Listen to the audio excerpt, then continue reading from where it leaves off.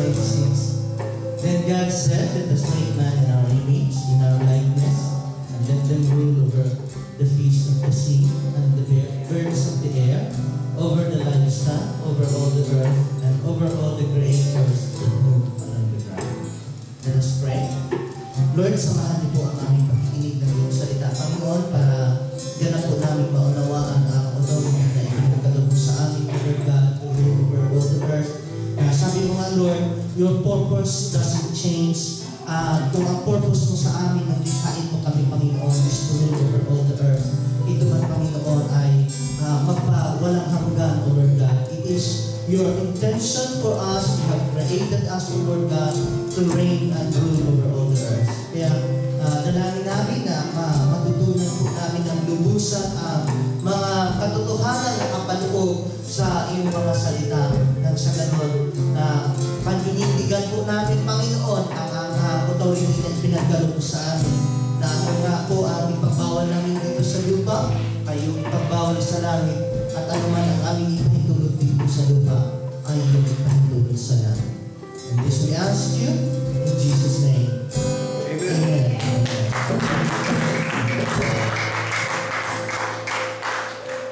Pwede na po tayo magsubo.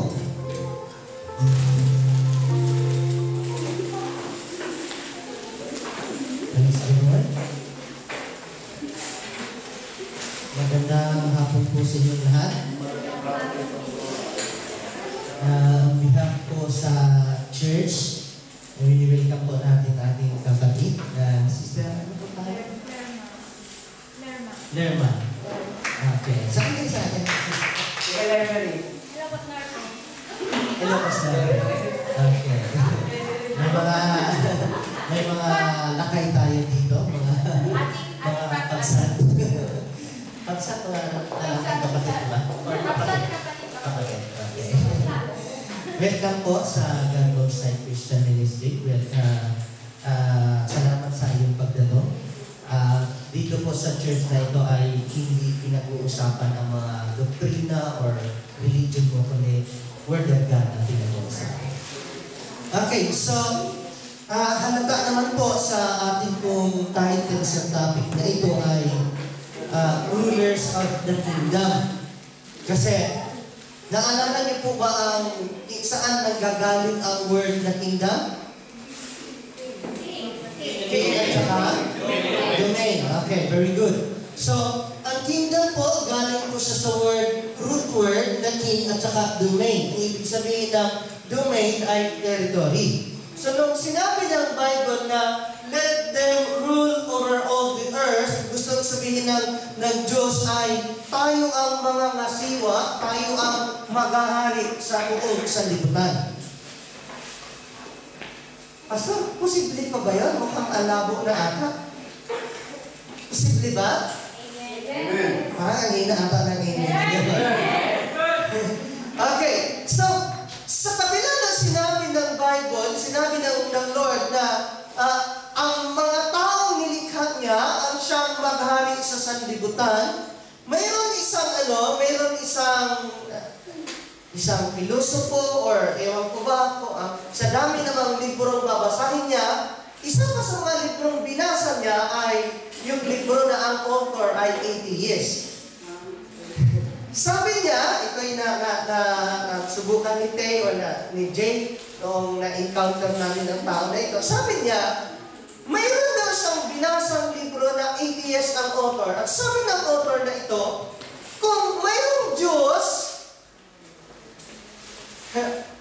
why is it or why would He allow thousands of people die in a single day? Sige nga.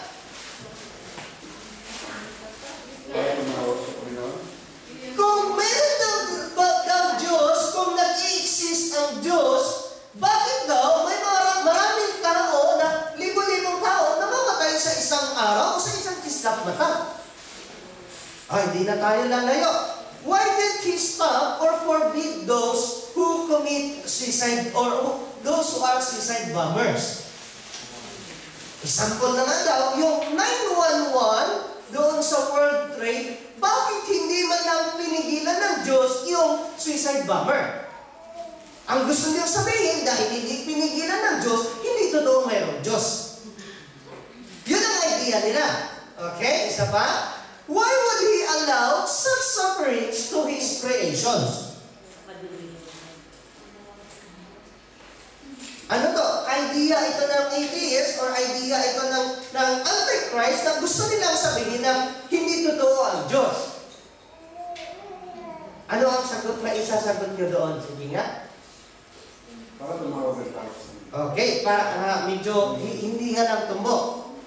Okay, ang tanong niya, kung totoo or nag-i-exist ang Diyos, bakit may mga tao, libo-libo ang namamatay in a day? Bakit maraming tao naghihirap? Bakit may mga tao nagpapakamatay para pumatay? Ha? He lost control? Sino nagla-lost control? Mga tao. Control saan? Sa kingdom. Oo, sa paghahari sa mundo. The way kayo nag-isip, the way kayo sumagot sa paghahari sa mundo, medyo on the way na. Una natin may isasagot doon kasi hindi pakikialaman ng Lord yung ating free will. Kung ayaw mo, hindi ka pipigilan ng Lord. Kung ayaw mo, huwag mo. Tama ba ako? Kasi nung likhain tayo ng Diyos, hindi tayo nilikha na nakaprogram. Hindi tayo nilikha na kagaya ng robot na ang robot walang capacity na mag-decide for himself. Ang tao, mayroong kapasidad na mag-decide kung ano ang dapat niyang gagawin. Kung ayaw sumunod ng tao, hindi siya pipigilan ng Diyos. Kasi kung ginawa ng Diyos na walang free will ang tao, there's no need to preach. Pipindutin lang ng Lord yung universal control, lahat ng tao sumunod sa Kanya. That's it. Nakukuha niyo ang punto ko? Okay.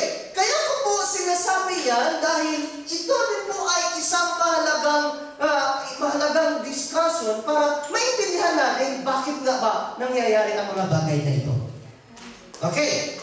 So ang aim natin sa topic, for us to understand why God doesn't do lots of things on earth. Marami itong bagay na hindi ginagawa ang Diyos. Intindihin natin yan ngayon. Gusto niyo may unawaan? Amen. Okay, isa pa. For us to understand the meaning of prayer. Bakit ka napunta sa prayer, Pastor? Huwag kayo mag-alala. Nasa aim pa lang tayo. Marami kasi sa atin, hindi natin naintindihan talaga ang ibig sabihin ng prayer. Sige nga, matanong ko nga kayo, ano pagkaintindi niyo sa salitang prayer? Ha? Talking to God? Communication to the Lord. Okay, communication to the Lord, talking to God, communication to the Lord. Makes sense. Pero, ganun na lang ba? Pahingi. Yan ang medyo child's understanding of prayer. Pahingi yun. Okay, isa pa. For us to understand the necessity of prayer. Gaano kahalaga or gaano kaimportante ang prayer. And last, for us to rule the earth by means of prayer. Okay, baka mag-isip pa kayo paano napunta dyan. Tingnan natin ang rulership mandate. Paano Tagalogin ang mandate? Ha?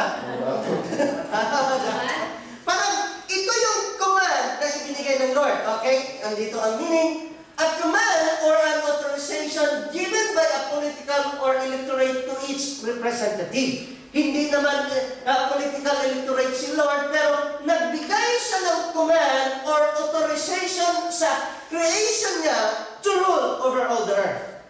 So, tinatawag po natin yung rulership mandate. Okay, sabi doon, let them rule over all the earth. Sino daw ang mag-rule? Tao. Ginawa ba ng tao? Hayaan mo na sila dyan. Problema na nila yan. May sarili akong problema. Ako, paano ang punta ko? Pagdating sa responsibilidad, medyo tahimik tayo o talagang ninanamnam nila. Okay, mahinam na yung magkaunawaan tayo. Okay. Out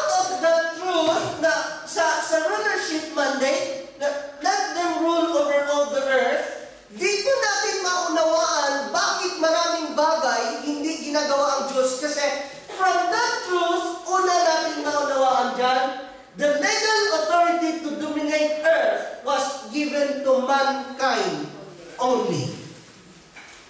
So kung sinabi ng Lord, let them rule over all the earth, kasama ba siya? Hindi.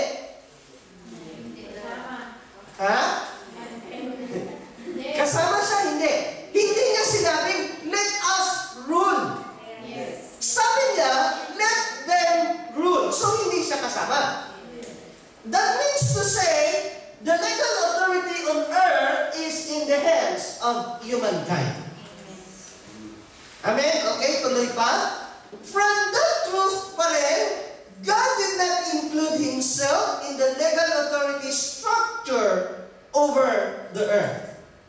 So, kapag nakialam ng Diyos, hindi siya kasama sa legal authority, magiging illegal siya. Ano ba kayo? Posible naman ata, Pastor? Walang imposible sa Diyos. Okay? Dahil dyan, the Creator, because of His integrity, will not violate the law of His Word. May limitasyon ba ang Diyos? Meron. Ano? Sige nga. Ano yung limitasyon ng Diyos? Yung hindi dapat ibigay sa tao. Hindi dapat ibigay sa tao? Hindi natin siya pinahintulutan. Hindi natin siya pinahintulutan? Ano yan? Baga, nag-cite ka ng example doon sa reason, pero ang limitasyon ng Diyos ay ang kanyang salita. Hindi niya i-violate yung kanyang salita kasi nga, limitasyon niya yun eh. Magiging nasusunod. At patunayan ko sa inyo. Psalm 138 verse 2, I will worship toward your holy temple and praise your name for your loving kindness and your truth, for you have magnified your word above all your name. Sa mga katuwid, mas pinapahalagahan, mas itinataas, mas importante sa Diyos ang kanyang salita kaysa kanyang pangalan. Maliwanag ba? So kung may limitasyon ng Diyos, ito yung kanyang salita kasi never niya na-violate ang kanyang salita. So pag sinabi niya, let them rule over all the earth, gusto niyang gawin, pero kung ayaw isama ng tao ang Diyos sa pag-rule, ayaw niyang makialam. Nasusundan niya. Pastor, bakit ako nag-pray pero hindi nakikialam ang Diyos? Mamaya, pag-aralan natin pa yan. Okay, God has placed His word above even Himself. Okay, isa pang truth sa verse 26 ng Genesis 1, man became the legal steward of the earth domain.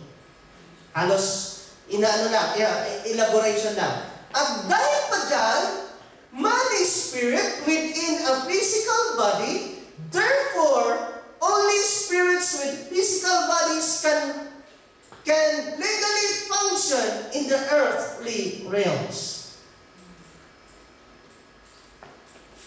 Maaaring hindi ganun ka sigasig yung palakpak nyo dito or yung ngiti nyo dito. Maaaring naiintindihan ko mga ganyan ang mukha nyo kasi parang bago ata itong doktrina na ito.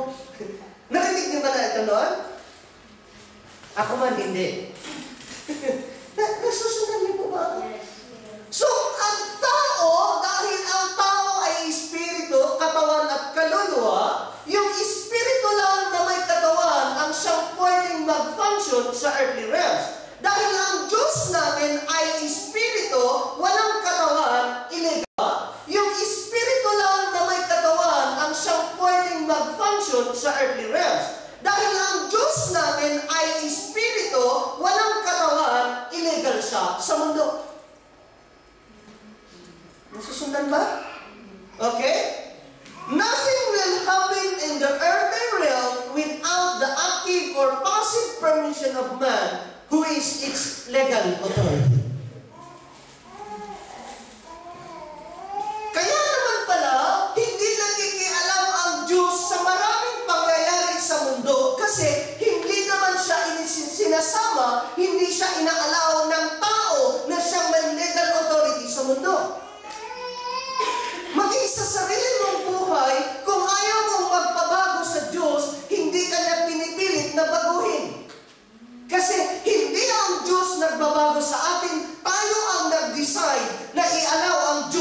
kumilos sa buhay natin. Amen. Okay? Any spirit without a body is illegal on earth.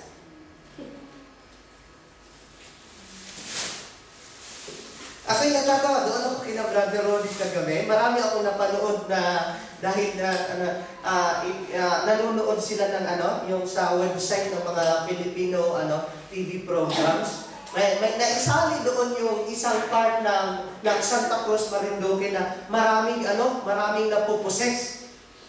Ang tagal-tagal ng kasi daw yung matanda nagsunog daw doon sa parang may mga teritoryo ng mga evil spirits hanggang sa pati mga estudyante na puposes. Paano napuposes na nga ang nag-deliver pa ng mga albularyo, mga ng insenso. Hallelujah, sabi ko, dinala na sana nila sa Born Again Church yan. Ang point ko dyan, kasi kung wala ng body yung spirit, illegal siya sa mundo.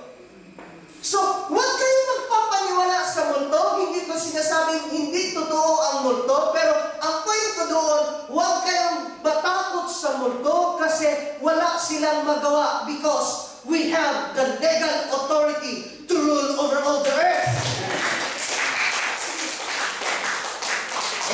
Minsan na kasi may nakabisnan tayo, kagaya ng napanood ko sa TV, nagdasal-dasal daw, humihingi ng tawad doon sa mga multo o mga unseen creations. Hallelujah! Kami nga, nung maliit kami, dadaan lang sa Lumboy, dadaan lang sa Balite, dadaan lang sa Tagisay, tabi-tabi po, umihi lang, tabi-tabi po. Bakit naman ba yun? Huwag naman bastos magsabihin, kahit sabihin pa natin, namaga yung titi mo, kasi nakaihi ka doon sa Lumboy, nagkakalan ng inkanto. Hallelujah! Kung tutuusin, wala silang karapatan, teritoryo natin ang mundong ito. No wonder, sabi ng Isaiah 4:6, my people perish because they lack knowledge. So maliwanag po dyan, any spirit without a body is illegal on earth. Ikaw ang legal. May papel ka, authority mo ang nag-reign over all the earth. So, any influence or interference from the supernatural realm on earth is only legal through mankind. Nasusunod. Dahil ang mankind ang may legal authority, so ang interference ng heavenly realms ay magiging legal lang through mankind. Ang mankind, walang pakialam sa papel niya, walang pakikialam sa authority niya, walang pakikialam sa heavenly realms to interfere on the earthly realms. Sa tingin niyo may mangyayari?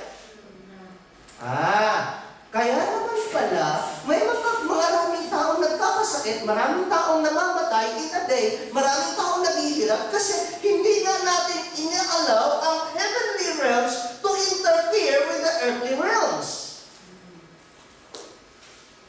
Paano naman kasi marami sa atin napaka-selfish mag-pray. Hindi ka kayo makainig, samantalang ang laki ng responsibility, ang laki ng authority na ibinigay ng Diyos sa atin nung likhain na tayo to rule over all the earth. So dapat lang mag-pray tayo para ang heavenly or supernatural realms ay mag-interfere sa earthly activities or sa earthly realms. Hindi, ang pinag-pray lang natin, Lord, pagpalain mo ako, magkaroon ako ng trabaho, magkaroon ako ng pambayad sa utang, magkaroon ako ng pampadala sa Pilipinas. That's not bad. Pero, may kaugnayan ba yan sa authority mo to rule over all the earth nang sa ganun, ang kalangitan makialam sa mga transaksyon natin dito sa sanlibutan? Ganun pala yun? Nasusundan niyo po ba? Andiyan ka ba kayo? Okay? The Creator and the heavenly beings cannot interfere in the earthly realms without the cooperation or permission of mankind. Parang bahay mo. Kahit sino pa yung tao na malapit sa buhay mo, pero kapag pinakialaman yung personal mong pagmamayari, magagawa Ito pa, example na lang. Ang Chelsea, dihado sila kagabi. Maliban sa kulang sila sa player, nasa ano sila? Nasa lugar sila ng kanilang kalaban. Hindi nila home court. Amin ba? Malaking bagay yung naglalaro ka, nasa home court ka. Hindi naman natin sabihin, baka marinig pa tayo ng mga fans ng Chelsea na natagilid talaga ang Chelsea. Pero capability or skills-wise naman talaga ang unique, di ba? Amen. Ang point ko dito, kapag territory mo, kapag domain mo, hindi ka basta-basta magpapatalo, hindi ka basta-basta na magpapalamang ng kalaban. Bakit? Kasi territory mo yun eh. Amen ba? Maaring Brother Bobby, maaring sabihin na natin, matapang ka sa akin, pero pagdating sa bahay mo, hindi ako papayag, matapang ka sa akin. Territory ko yun eh. Ganun din ang mundo, domain natin, territory natin. Dapat lang, hindi ka nagsasabing, tabi-tabi po, patawad po, pasensya na po. Lalo na sa buwan ako, kakain ka lang sa labas ng bahay, mamimigay pa. Namigay ka na ba? Na-practice niyo rin ba yan? Or may idea kayo ng gano'n? Ha? Bisaya ka kasi. Nakuha, di ba ang point ko? Okay. God Himself, who is a spirit without a physical body, made Himself subject to this law. Amen. And because of that, God must obtain the agreement and cooperation of a person for whatever He decides to do in the earth. Kaya naman pala, hindi nakikialam ang Diyos kasi kailangan niya ng cooperation, kailangan niya ang agreement sa tao para maging legal yung pakikialam niya. Kasi binigay niya na sa atin ang mundo, ayaw niyang pakialaman yung ating free will at ayaw niya maging illegal yung interference niya. Nasusundan ba? Okay. How does it works na mag-rule over all the earth? Through prayer. Sabi ng Bible, anuman ang ipahintulot mo dito sa lupa ay ipahintulot sa langit, at anuman ang ipagbawal mo dito sa lupa ay ipagbawal sa langit. Why? Because God has given us the authority to rule over all the earth. Paano matupad? I-allow mo, ibawal mo dito sa lupa at yun ang gagawin sa kalangkan. Ginagawa ba natin? Bakit hindi? Hindi kasi natin naintindihan eh. Hindi kasi natin alam. Naalala ko nga, sorry to say, na galing ako sa El Shaddai, pero salamat na lang sa Lord, doon ako na-born again. Mayroong isang umaate ng El Shaddai na sunog. Paalam niyo naman sa Pilipinas, pag nagsunog, dikit-dikit yung bahay, dikit-dikit din yung sunog. Sabi ba naman niya, tumungtong siya sa bubong ng bahay niya, in Jesus' name, apoy, tumigil ka. Kung hindi mo naiintindihan, sasabihin mo, baliw ang tao na ito. Pero sabi ng Biblia, anuman ang ipagbawal mo dito sa lupa, ay ipagbawal sa langit. Walang imposible sa Diyos. It's a matter of reigning in the heavenly realms before you can reign in the earthly realms. Biro na, tumawa kayo. Siguro hindi nyo gagawin yun.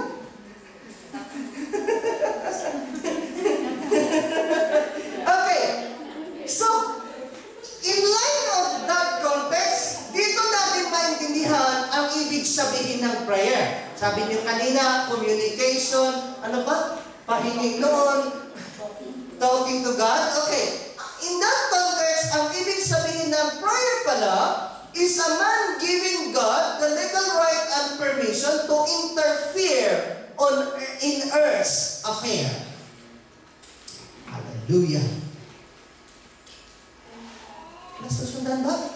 Kasi nga magre-reign tayo throughout the earth or rule over all the earth through prayer. So, ang ibig sabihin pala ng prayer is a man giving God the legal right and permission to interfere in his affair, in earth's affair. Kasi kung walang permission ng Diyos, illegal yung pakikialam niya.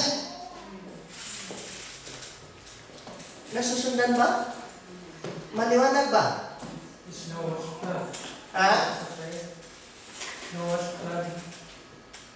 Noah's? It's a prayer. Noah's flood. Yes?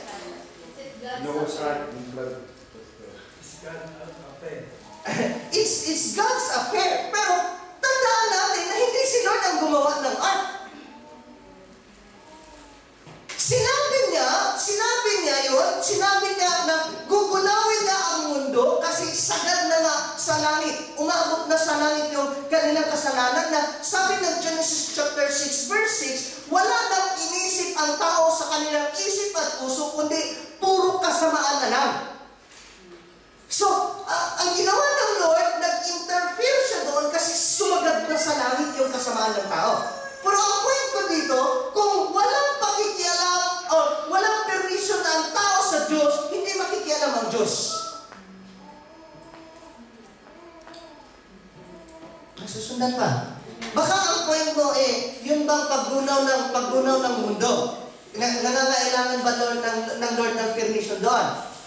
Tama ba ako? Yun ang gusto mong sabihin. Sodom and Gomorrah. Sodom and Gomorrah. Nasaan ang permission ng Lord doon? Ang point dito is yung sa earth's affair. Pero yung condemnation kasi ng mundo at saka Sodom and Gomorrah, hindi na yun earth's affair. The judgment na yun na galing sa heavenly realms. Hindi galing ang judgment sa tao. Nakukuha niyo ba ang punto ko? So, when it comes to judgment, hindi niya kailangan ang permission sa tao. Pero pagdating sa affair, kailangan niya. Rule yun eh. Nasusundan ba? Nung sinabi niya, let them rule over all the earth, nung ginunal niya ang mundo, rule ng Diyos yun, hindi rule ng tao yun. Yes? Okay. Isa pa? Ang ibig sabihin ng prayer is a man giving heaven earthly license to influence earth. Ano mangyayari sa Pilipinas sa Lunes? Sino nakakaalam ng chika? Ano meron sa Pilipinas sa Lunes? Concern nino? Lady Gaga. Okay, concern ni Lady Gaga. Maraming nagpo-protest, especially ang mga Christian, pinoprotest nila ng concert, pero dapat lang na ang kanilang pag-protest ay natupad muna sa heavenly realms bago sila magtagumpay sa earthly realms. Kasi mag-protest naman sila doon, pero sa heavenly realms, hindi sila nagtagumpay, mag-u-occur at mangyayari ang concert. Pero kung nagpipray sila, nagtagumpay sila sa heavenly realms, Ephesians chapter 6 verse 12, for we wrestle not against flesh and blood, but against powers, against spirits in the heavenly places. So kung nagtagumpay sila sa heavenly places, pwedeng with just a blink of an eye, walang nangyaring concert. Ano ba naman yung matapilok si Lady Gaga? Pero alam niyo sa totoo lang, naniniwala akong matutuloy yung concert ni Lady Gaga sa Pilipinas. Marami siyang katrupa doon eh. Maraming gago at gaga sa Pilipinas.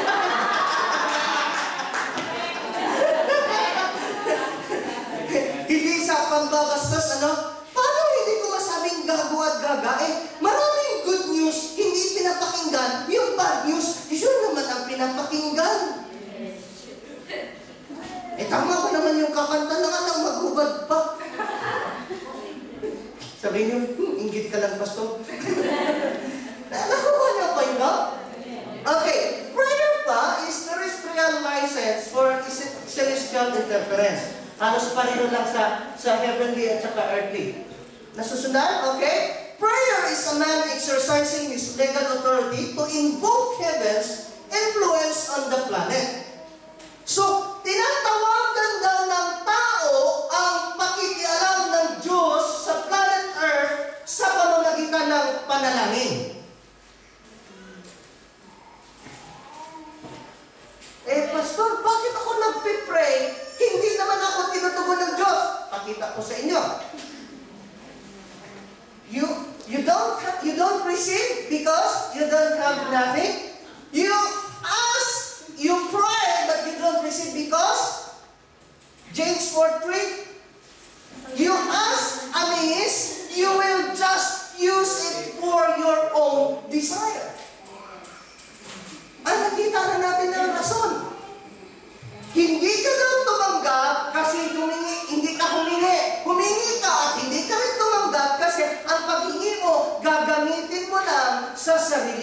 desire.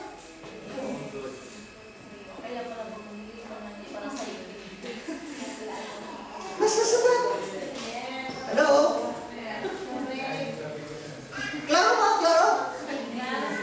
So, kung ang pag-pray pala ay ang pag-exercise ng authority mo para tawagan mo ang pakikialam ng kalangitan sa sanlibutan, ang prayer na, Lord, pahingi naman ng ganito, it's not the whole picture of prayer. It is just a part of prayer na mag-supplicate ka sa Lord.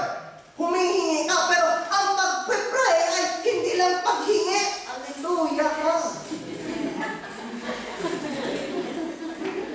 Na imbis nga Panginoon ang tawag, pahingi noon.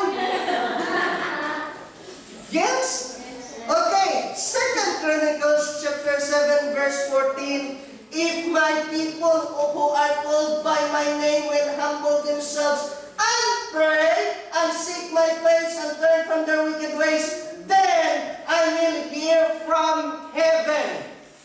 Diringgin daw ng Diyos ang galing sa kalangitan at i-heal niya ang sanlibutan kapag ang kanyang mga pinili ay mag-pray. Pastor, nagpipray ako, magkaroon ako ng trabaho. May kinalaman kaya yan sa pag-rule ng earth mo? Hindi ko sinasabing huwag kang mag-pray ng ganyan. Nasusundan mo. So, sinabi niya, if my people who are called by my name will humble themselves and pray, then I will hear from heaven.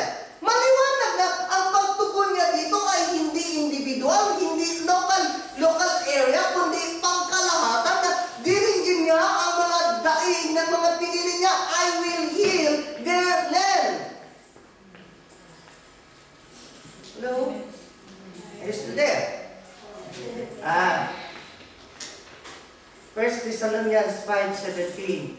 Pray without ceasing. Pero sa totoo lang, gaano tayo kadalas mag-pray? Gaano kadalas yung minsan? So, sa totoo lang, aaminin ko sa inyo, isa sa mga struggle ko ay ang prayer life. Ewan ko kung honest enough kayo to admit that. Hindi ko masabing I am a man of prayer. Hindi ko masabing nakapag-pray ako ng 5 hours. Na masabi ko nga sa inyo, maximum ko siguro yung tuloy-tuloy na prayer ay wala pang 2 oras, nakatulog na ako. Hindi natin na-enjoy yung prayer. Okay, pag-usapan pa natin yan mamaya. Ephesians chapter 6 verse 18, praying always with all prayer and supplication in the Spirit. So, ang paghingi pala, part lang ng prayer yan, pero ang point ko dito is dapat mag-pray ka always. Sa lahat ng paraan, sa lahat ng pagkakataon, hanggang may pagkakataon. Hindi yung kung kailan ka lang ganado, kung type mo mag-pray, kung interesado kang mag-pray, kung answered prayer ka, saka ka mag-pray. Pray always. Pray without ceasing. Are we doing that? Ang service na ito, tinatawag na prayer meeting. Baka naman nag-meet lang tayo, walang prayer. Okay, mamaya, balikan ko pa yan. Luke chapter 18 verse 1, then he spoke a parable to them that men always ought to pray and not lose heart. So dapat daw ang mga tao, ang mga believers, laging nagpipray at hindi nawawalan ng gana, hindi pinanghihinaan. And that leads us to our next point. Why would men lose heart in prayer? Bakit na? Unanswered prayer. Very good. Tumbok mo. Kasi sa sobrang ano ba natin, parang naguhulog ka ng coin doon, palagay na lang natin sa parking, sa telephone box, or doon sa, may mga games doon sa arcade na maghuhulog ka ng barya. Kapag wala ka nakukuha pabalik, nakakawalan ng gana na nakakawalan ng gana maghulog pa. So, sa dami-dami ng pinag-pray ng tao, or shall I say, nag-supplicate lang sila, hindi answered prayer lahat, nawala ng gana. Sinong nawawala ng gana? Siguro yung mga wala ngayon, nawawala ng gana. Okay. John chapter 21, or Job chapter 21, verse 15, who is the Almighty that we should serve Him, and what profit do we have if we pray to Him? May mga tao daw, lalo na mga hindi nakakilala sa Lord, lalo na mga worldly, para mga gusto nyo sabihin, ano daw ang pakinabang nila kapag sila'y nagpipray? Kaya ba nagtanong na ganyan? Na-consider mo ba yung tanong na yan? Ano ba ang pakinabang ko kapag ako ay nag-pray? Or, balik na rin na lang natin ang tanong, instead of asking what would we gain, we should ask ourselves, what are we losing by not praying to Him? Naisip mo ba? Yung naisip ko, B1? Does it make sense ba? So instead na mag-isip ka kung anong pakinabang mo kapag nag-pray ka, dapat mag-isip ka kung anong nawala mo dahil sa hindi mo pag-pray.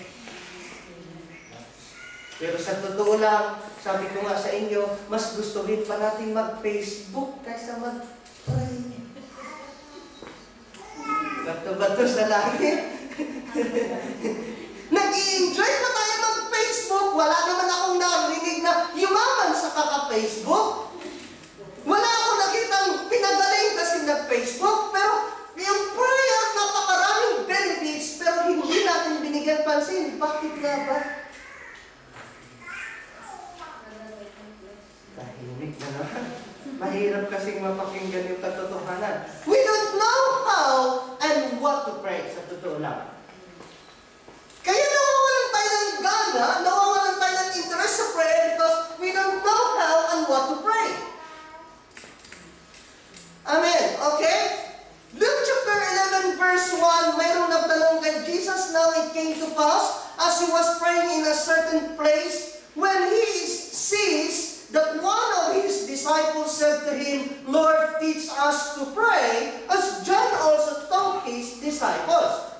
So, napakaraming natutunan ang mga disipulo kay Jesus Christ, but they haven't asked anything in particular except the area of prayer. Sabi noon, teach us how to pray. In other words, they don't know how to pray. Kayo, marunong kayo mag-pray? Sige nga, paano kayo mag-pray? Iba ang praise kaysa pray. Praise is a form of prayer, pero iba ang praise kaysa pray. Prayer. Nasusunod. Pasasalamat una. Pasasalamat una. Okay, may punto. Okay, acts. Adoration, confession, thanksgiving, supplication. Ganun lang, acts na. Ang nagawa mo, nag-adore ka na, nag-confess ka na, nag-thanksgiving ka na, nag-supplicate ka na. That's it. Ask for the Holy Spirit. Ask for the Holy Spirit. Another topic natin yan. Okay, ang point na lang dito, sabi pa ng Lord, Matthew chapter 6 verse 9, then, or this then, is how you should pray, Our Father in heaven, hallowed be your name. So maliwanag na may itinuro siya, this then is how you should pray. Ang tinagurian natin, ang Our Father, tinawag natin na the Lord's Prayer. Kaya sorry to say na lang ayaw kung sana pakialaman ang doktrina, kung saan tayo galing, lalo galing din ako sa Catholic Church, pero ang Our Father is hindi ang Lord's Prayer, but the model prayer. Kaysa naman memorize mo, Our Father who art in heaven, hallowed be your name, your kingdom come. Minsan padalian pa nga, paspasan, para lang matapos yung pag-rosaryo. Our Father who art in heaven, hallowed be your name, your kingdom come. Hallelujah. Model prayer ang Our Father, but not the Lord's Prayer. And ito nga na tayo, masyado tayong seryoso. Naalala niyo, una ko dito yung parot ng madre. Nagpipray siya ng, parot ng pare, nagpipray siya ng Our Father. Mabuti pa yung parot, memorize niya yung Our Father. Sabi na parot, Ama namin, sumasalayin ka, sabi na natin mo pa sa amin ang nangarin mo, sundin ang gabi. Kamusta niya? Impress naman yung madre, kasi yung madre, may parot din siya, yung parot ng madre babae, yung parot ng pare lalaki. So sabi ng madre, paano pwede ba yung parot ko itabi sa parot mo, para turuan ng parot mo yung parot ko na mag-pray? Instead na turuan ng parot ng pare, yung parot ng madre, hindi na siya nagpipray.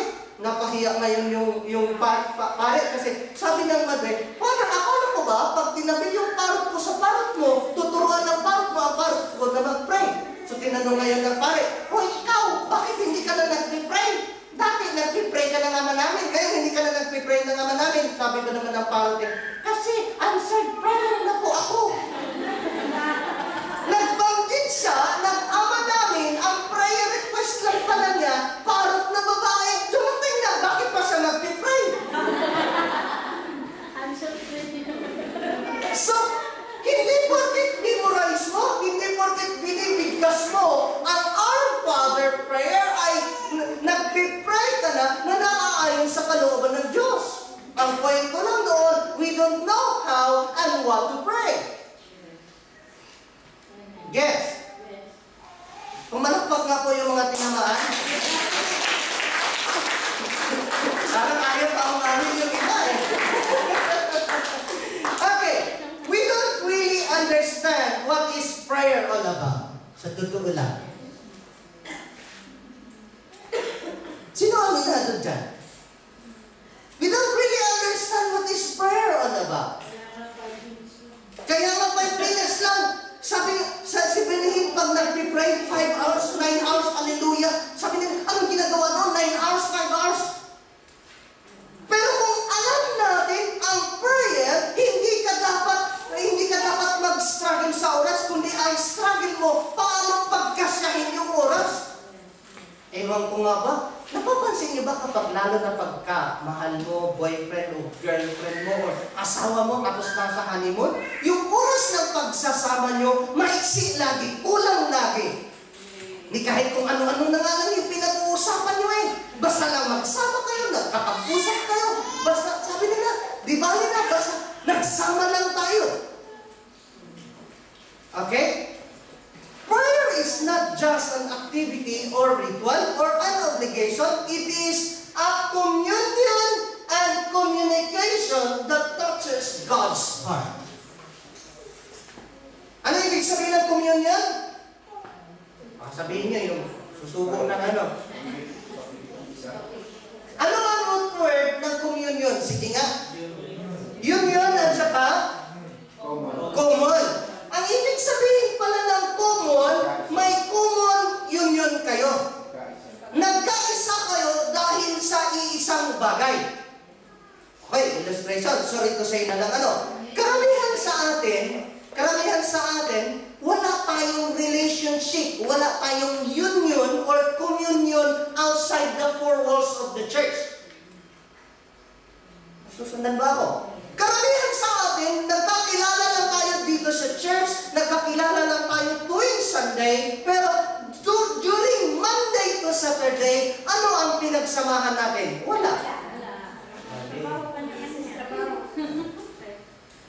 So, ano ang communion mo kung wala tayong pinagsamahan? And it is in this context na pinopromote ko talaga, sinisikap ko talaga na magkaroon man lang tayo ng cult na sabi nga ni, sorry na mabanggit ko pangalan ni Flor, pwede naman daw siyang magbabad sa Word of God sa bahay nila. Andyan ang internet, andyan ang YouTube, andyan yung premier station na pwede siyang makinig, pwede pa siyang makinig kay Pastor Ed Lapis, pero hindi lang yan ang purpose ng cult to listen to the Word of God. That's the main, but we have to have a common union. Na para bagang pinagsamahan naman tayo. Eh, karamihan kasi sa atin, wala tayong pinagsamahan. Kaya, pag hindi na sumisipot sa church, who cares? Wala namang pinagsamahan. Ang masaklap pa ngayon, kung hanggang ngayon, hindi mo pakilala ang lahat sa church. May problema ka na.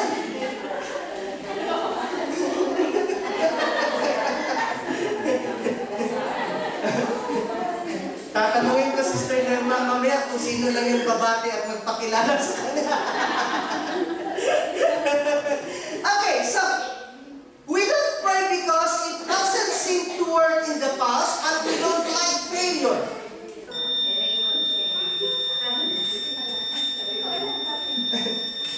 Nasusunod niyo po ba?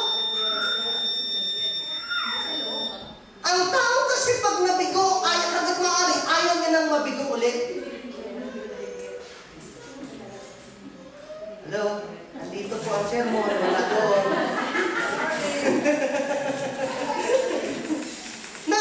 Napapansin niyo po ba? Ito na nga, mayroon akong kakilala, no? Nag-asawa siya at the age of 42. Nagiging 3 years old yung anak niya, dala-dala niya sa school, sabi ng mga kakilala niya, ako niyo?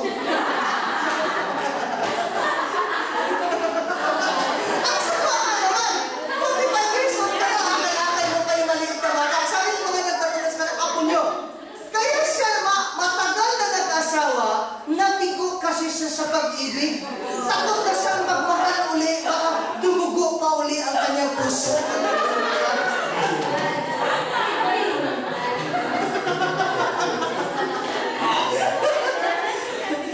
Masyado ka naman kayo seryoso.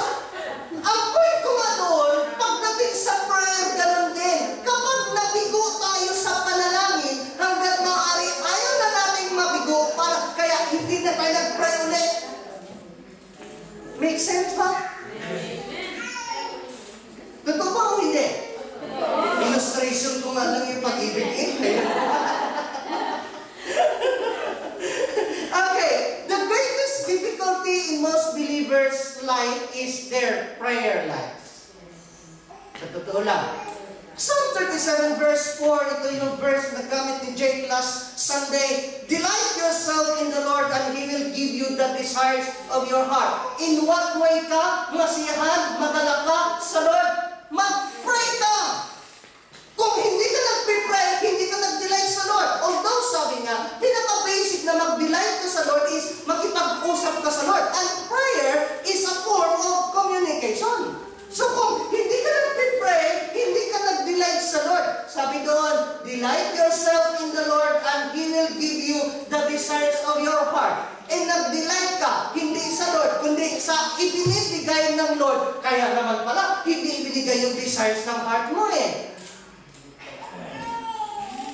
Philippians chapter 4 verse 4, another version of Psalm 37 verse 4, rejoice in the Lord always. Again, I will say rejoice. Sa paanong paraan ka mag-rejoice sa Lord? Verse 6 of same chapter, do not be anxious about anything, but in everything, by prayer and petition with thanksgiving, present your request to God. Eh paano karamihan sa totoo lang sa atin, nagre-rejoice hindi sa prayer, hindi sa Lord. Saan nagre-rejoice? Sa Facebook. Bakit kung masabing nagre-rejoice tayo sa Facebook, babad tayo sa Facebook, hindi tayo babad sa prayer? Kasama na ako doon. At kasama na ako umamin. Eh bakit kasi? Galing ako ng night, hindi naman ako pwedeng matulog ulit. Ewan ko kung naka-experience kayo, hindi siguro kayo naka-experience kasi pang-aroy karamihan trabaho niyo, pero kami ni Gina, sanay na kami, para na kaming hindi nyo lang alam, si Gina, galing pa ng night duty yan. Huwag na night duty pa yan ulit mamaya. I-idlip lang yan ng konti. Maka-apil na. Kaming mga parang kaming mga yung bag, ang Tagalog na, ang Tagalog na bag? Panigi, parang kaming mga panigi. Tulog sa araw, gising sa gabi. Yan, tingnan mo, parang panigi. Ang hirap magtrabaho na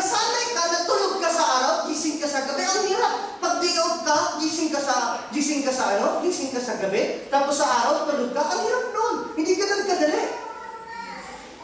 Pero, ang reason ko dito, ginagawa kong pampaantok ang Facebook, pero hindi pa rin lusot yun. Ibig sabihin, nag-i-enjoy ako sa Facebook, sa prayer, hindi ako nakakatagal. Hallelujah. Bakit? Ako lang ba?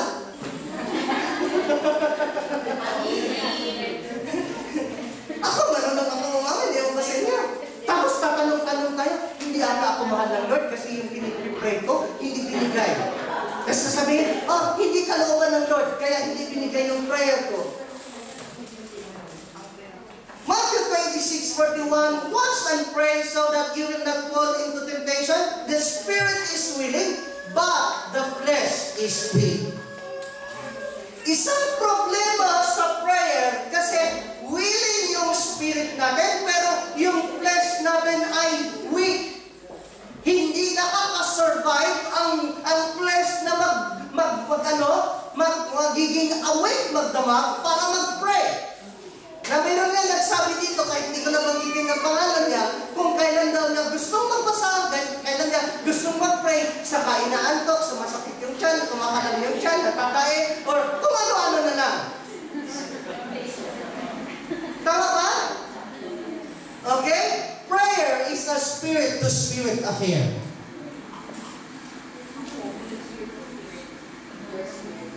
Your spirit and God's spirit, because God is a spirit. Dahil spirit-to-spirit affair and prayer, the spirit is willing, but the flesh is weak, kaya may struggle tayo sa prayer. Amen? Okay? No wonder we can last hours in Facebook without feeling sleepy, but struggle minutes in prayer because our flesh is contrary to what our spirit desires. Gets that? Okay? Let's understand our authority in prayer. Matthew chapter 16 verse 19, and I will give you the keys of the kingdom of heaven, and whatever you bind on earth will be bound on heaven. In heaven, and whatever you loose on earth will be loose in heaven. In other words, kapag ginamit natin ang authority para sa prayer, mag-interfere ang kalangitan sa sanlibutan. Kung walang nagpipray, walang interference. Simple as that. Matthew chapter 18, verse 18, inulit niya pa, assuredly I say to you, whatever you bind on earth will be bound in heaven, and whatever you loose on earth will be loose in heaven. Pastor, anong reason mo kung bakit mo inulit? Kasi ang sa kasunod na verse 19, again, I say to you that if two of you agree on earth concerning everything that they ask, it will be done for them by my Father in heaven. So, nagkasundo lang daw ang dalawang tao sa panalangin. Ano man ang pinagkasunduan nila, ibibigay ng Diyos. Bakit? Kasi sa sandali na nakatipon ang dalawa o tatlo sa kanyang pangalan, narito siya sa ating kalagitnaan. Amen.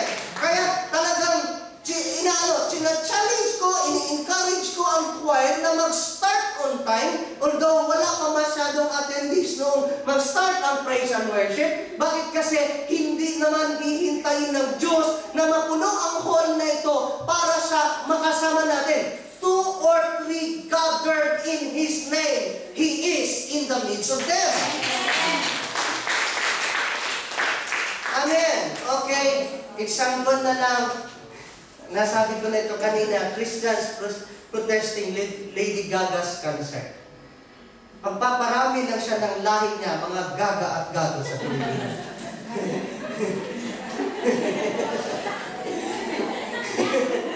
The battle is in the heavenly realms.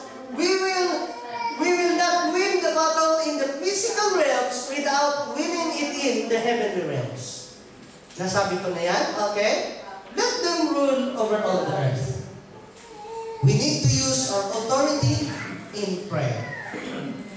Yes?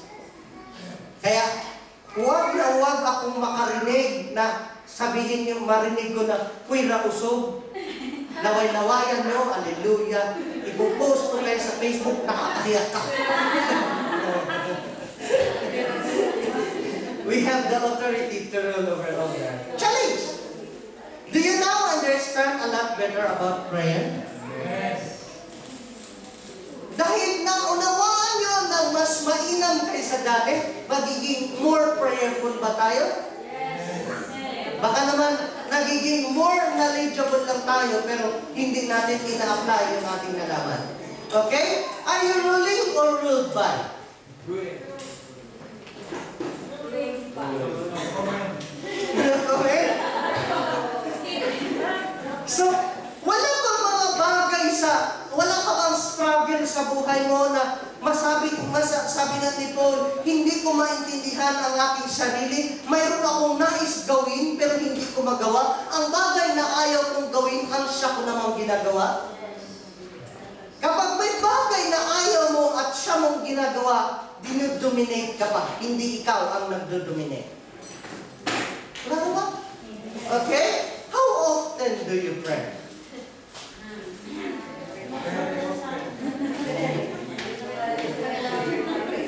Conclusion? Genesis 1:26, then God said, let us make man in our image, in our likeness, and let them rule over the fish of the sea and the birds of the air, over the livestock, over all the earth, and over all the creatures that move along the ground. Isa pang conclusion, Matthew chapter 18, ulitin ko lang para at least maipanin na gusto sa kaisipan natin. Assuredly I say to you, napakaganda, one word lang yan, pero madalas po natin nakakalimutan or nakaligtaan yan, na sabi ng Lord, assuredly, tinitiyak, sinisigurado niya na ang anuman, ang pagbawalan, anuman ang i-bind natin sa mundo, ay i-bind niya sa kalangitan.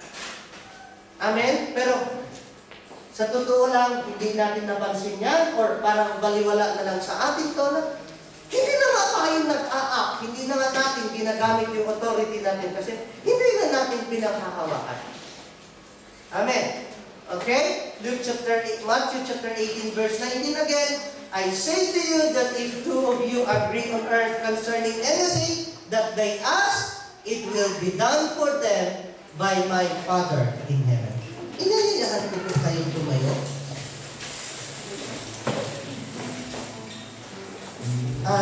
Nanyayahan ko kayong ilagay ang sarili niyo sa presensya ng Lord. Sabi nga niya, where two or three gathered in His name, He is in the midst of us. Ang Diyos ay hindi malayo sa atin. Ang Diyos ay hindi nanatili sa isang lugar sapagkat Siya ay omnipresent God. So, huwag mong intindihin ano ang sasabihin ng katabi mo, ano ang iniisip ng katabi mo, kundi ilagay mo ang iyong sarili sa presensya ng Diyos. At kung alam mo ang awitin na ito, sumabay ka sa awitin, pero kung hindi, let the Spirit of God minister your heart nang sa ganon ay lalo pa nating maunawaan ang katotohanan ng Kanyang salitang ating napag-aralan.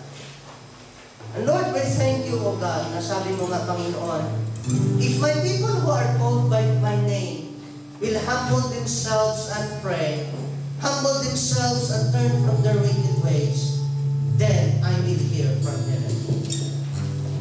It is our prayer, Panginoon, sa sandaling ito na makialam ka sa earthly affair, O God. Makialam ka hindi lamang sa aming buhay, makialam ka, Panginoon, sa bansang ito, O Lord God, na sa kabila ng kanilang pagiging stable when it comes to economy, dumating sa time na nabaon sila sa utang because you want us to pray for this nation, O God. Maging sa bansang Pilipinas man, Panginoon, na ando doon yung banta ng mga foreign countries, ando doon yung trouble, pag ito man ay mga natural calamities. We pray for our nation, O God, na higit sa lahat, Panginoon, ang tao ay matutong manumbalik sa iyong paanan. So Lord, as we sing this song of worship, we are making this song as our personal prayer, as our corporate prayer, Panginoon, for revival sa aming bansang Pilipinas, revival sa bansang ito, O Lord God. As we declare this from the bottom of our hearts, O God. Oh, hallelujah.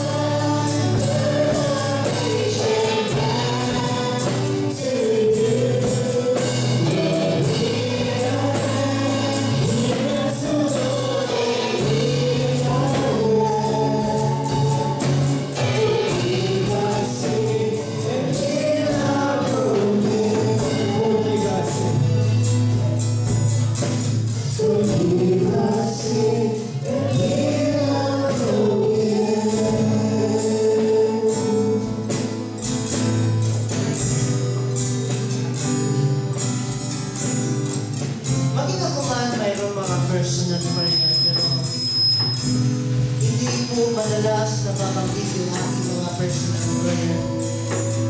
Panalangin ko madalas ay para sa paghahari ng Diyos.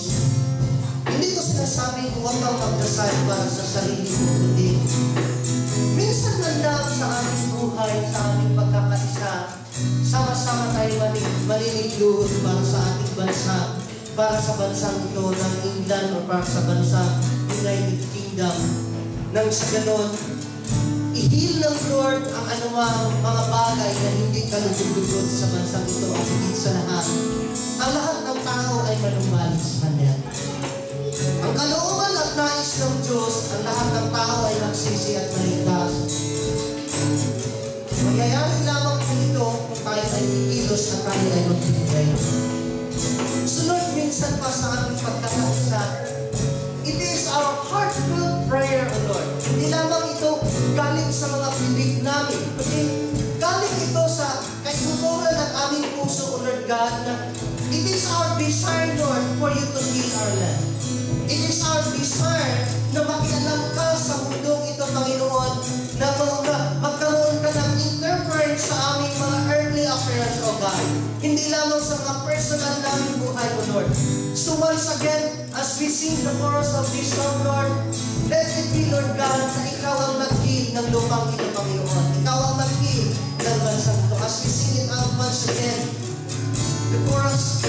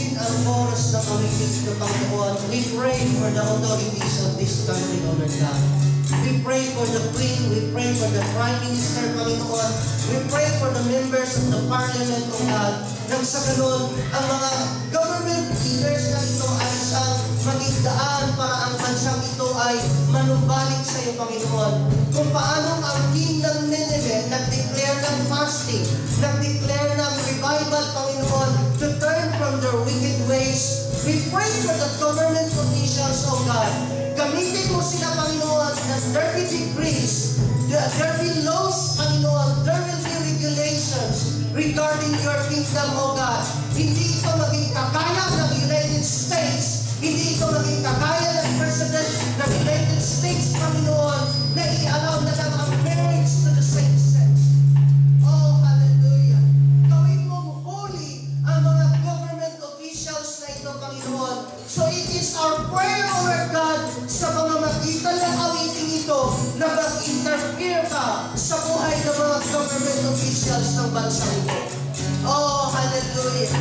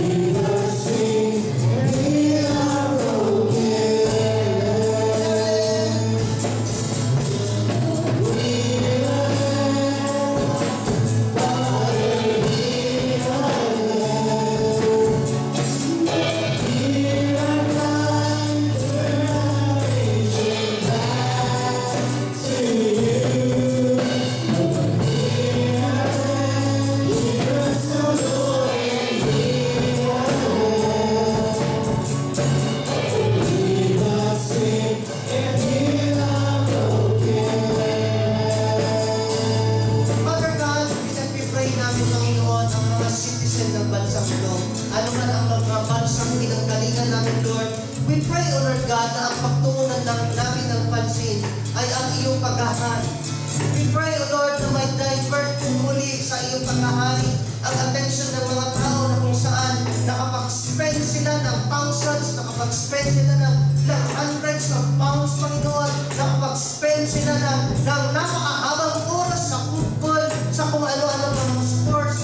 Pagkos, Panginoon, wala silang panahon sa iyong paghahari. So we pray, Lord God, na manumbalik sila sa iyong Panginoon. Na maging ang recession na ito, maging dahilan lang, O Lord, na matuto silang magpakumbaba at tumawag sa iyong pangalan. At Lord, pinag-pray din po namin ang bansang Pilipinas, Panginoon, na huwag na po pagmatigas ang aming mga kalooban, ang kalooban na ito ng mga maghihirap, O Lord God. Pagkos sa aming kagipitan, Panginoon, ikaw ang aming tatawagan. Wala na kaming iba pang sasampitin, wala na kaming ibang tatawagan pa, Panginoon. Tanging sa lamang kaming hingin at lutulog at mananalangin, O Lord God. For your word says, whatever we ask in the name of your Son, Jesus Christ, will be granted by the Father. So Lord God, dalangin namin ang bansang Pilipinas, Panginoon, as we sing this song, O Lord God, in Jesus' name. Hallelujah. This repetition of the first part of the song is for our country, the Philippines. So make it, offer your prayers for our country as you sing this worship song once again. Hallelujah.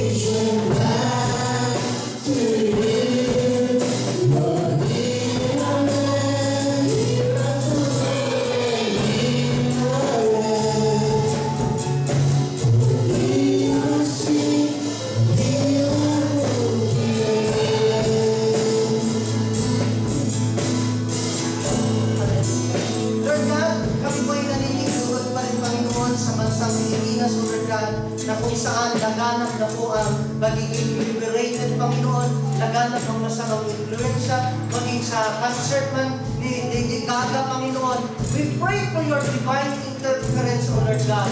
And in the name of Jesus, we wage war, we declare war on the spiritual forces of darkness na kung saan ibig magpakalat ng masamang influensya na ito. In the name of Jesus, we pull down all your plans, all your strongholds, all your operations and activities in Jesus' mighty name. We prohibit you to rule and to work in our country, the Philippines, in Jesus' name. We declare, O God, and among spiritual forces of darkness working on this country will not prosper in Jesus' name. Lord, we also pray, Panginoon, for your interference maging sa trouble or sa alitan ng China at ng Philippines, Panginoon. Nasabi mo nga, Lord, on the last days, Lord, we will hear wars and rumors of wars. Kingdom will be fighting against kingdom, nations against nations, and yet, O Lord God, we pray na makialam ka sa bansang Pilipinas, Panginoon. Makialam ka sa bansang China, Panginoon. Dahil sabi mo nga, blessed is the nation whose God is the Lord. Kaya Lord, patuloy namin pinag-pray na mag-intervene ka sa alitan at mga trouble ng bansang ito, Panginoon. At higit sa lahat, we pray sa aming mga mahal sa buhay sa Pilipinas.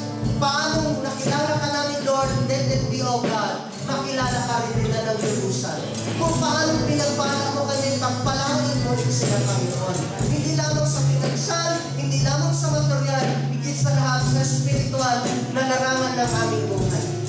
At Lord, for the last time na pagkanta namin ng chorus ng awitin na ito, para sa aming mga sariling petisyon, Panginoon. Ikaw na rin ang may sabi, Lord, humingi kami at kami ay bibigyan, kumatok kami at kami ay bubuksan, maghanap kami at kami makakasumbong. Dahil sabi mo, Lord, we have to rejoice ourselves in you and be anxious for nothing, but in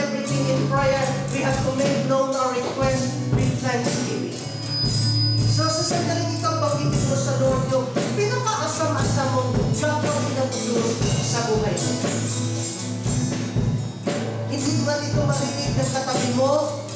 Sabi nga ng Bible, delight yourself in the Lord and He will grant the desires of your heart. So Lord, whatever the desires of our heart, Panginoon, as long na ito ay para sa advancement ng iyong kingdom, para ito sa pagtulong namin sa earth, it is our prayer, O Lord God, that You will heal our land. Once again, Lord, heal our land.